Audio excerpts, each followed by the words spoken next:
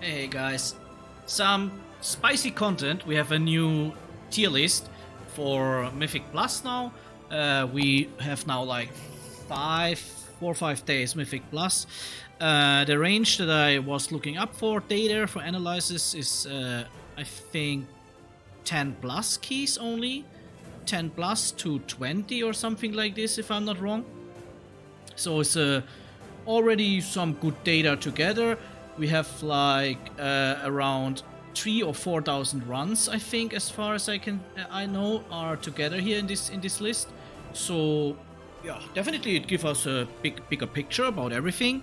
I want to make in this video the tier list for tanks, heal, and then DPS. So I will start with the tanks, go to the healers, and then we go to the DPS. So tanks, I mean, long story short, there are 3 tanks that do just a good job without being too good, just fine, but you already know that tanks are usually kind of good balance. What means good balance? We have one outlier, the other ones are in my opinion very good balance. As you can see, Feral Druid, Protection Warrior, and the Monk are in B tier completely fine. You can do your keys, you can do your weeklies, you can do some high keys as well, especially if you have a good group, but for sure they will be not they are not the top tanks at the moment. Then I would say two other ones they are already doing really good. If there would be not one super big outlier, you could put them all together now in the A tier, or maybe put these 3 ones in the S tier and the B tiers into the A tier, but we have an outlier, positive one. And the A tier are Blood Decay and Demon Hunter. Defensive wise, Blood Decay is better. Offensive wise, Demon Hunter is better. So that means for timing, maybe Demon Hunter is your choice. For pushing as high as possible, maybe new keys that you did not do so far, maybe Blood Decay is the better choice. And then we have the super crazy outlier, Protection Warrior, gets nerf after nerf, is still awesome.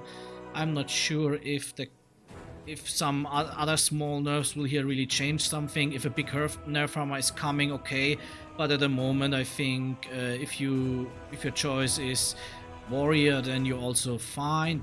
Why? Because they already received now some nerfs. I don't see a reason why they should now get nerf after nerf. There is always a top tank, usually.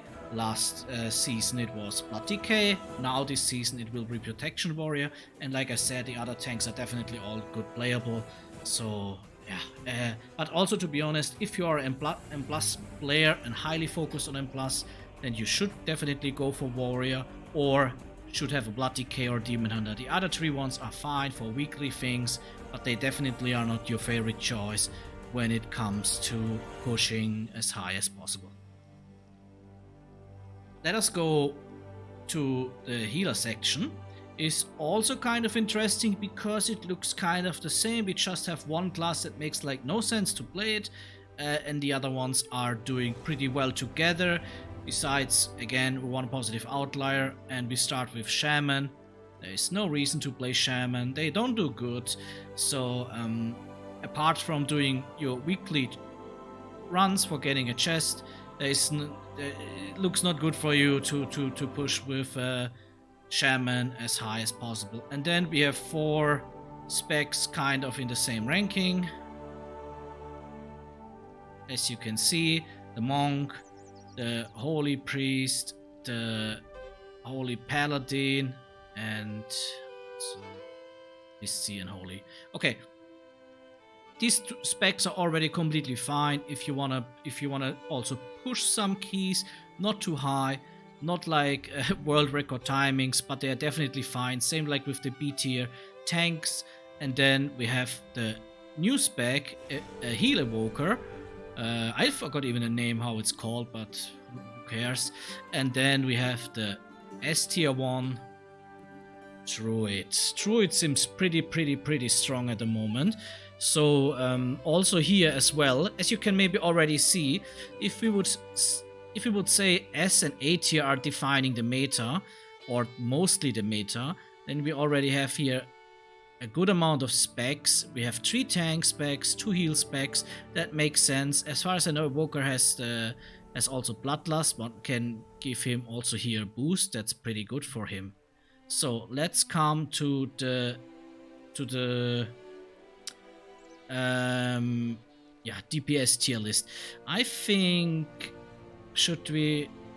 No, I will let it like this. There would be maybe a tier that I should do that is even more down than D tier, but I don't think it's that necessary to make the big difference here between the specs. What is definitely not doing well at the moment are Arms Warrior, Survival Hunter, and I also have a bad feeling for Destruction Warlock, Fire Mage, Affli Warlock. These are definitely the...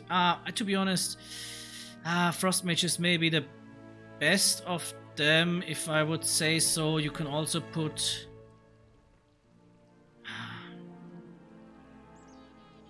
we let it like this. They are definitely specs that you will not see a lot if nothing big is changing here. Bad DPS specs for pushing M+ keys. So if you are a Mythic Plus player, then I guess you will have to search for a better spec this season. Let us go to the... or should we do it melee and then the casters? Yeah, I think this is better. I'm sorry about that. I will go here melee, and then ranged. So melee, I put it like this. Then Retribution Paladin and Frost Decay are definitely also not doing well, but okay, they are still definitely fine. I mean, fine in case of you can make your weekly walls. We come to the B tier. The B tier is at the moment Asarok, has very good single target, but AoE damage. We have the Feral and we have the Unholy Decay. I would maybe also put Fury Warrior. I think I also would put Fury Warrior. Fury Warrior is maybe the best of this spec, so I put it here on the front, but Fury Warrior also would put here. Then we come to the A tier of the melee specs, and we have here Sub-Rogue, the Monk, Enhancer, an Enhancer. That's already a pretty decent A tier, so all specs that makes a lot of sense to play them in different kind of situations. And we have 2 S tier melee specs with Combat Rogue and oh no, wait, Outlaw Combat Rogue is it called, right? Sometimes I forget the namings here. Okay, with these 2 specs, so you can already see again good S, good B, A tier possibilities or options that you have. And now let's go to the last section, to the casters. Again, like I already did it very quick, I put this here, I put that here, and Fire Mage, yeah, is doing the best of all the caster specs here, definitely of all the bad caster specs, so I put it as well here. And then we already come to the C tier with Beastmaster.